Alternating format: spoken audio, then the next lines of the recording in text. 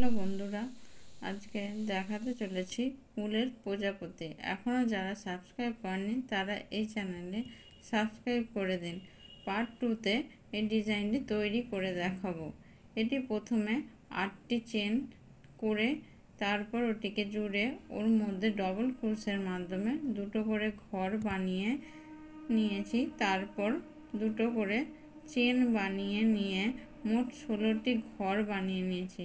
তারপর দুটো করে ডবল ক্রোশের মাধ্যমে ঘর বানিয়ে 3টি করে চেন বানিয়ে আবার ওই ঘরেই দুটো করে ডবল ক্রোশের মাধ্যমে ঘর বানিয়ে নিয়েছি। এরকম করে পরপর 8টি করে নিয়েছি ডবল ক্রোশের মাধ্যমে। তারপর ওই যে ফাঁকা 3টে চেন আছে, 3টে করে 8টা, সেই ঘরে 5টি করে 10টি এক একটা ঘরে ডবল ক্রোশের মাধ্যমে ঘর বানিয়ে নিয়েছি।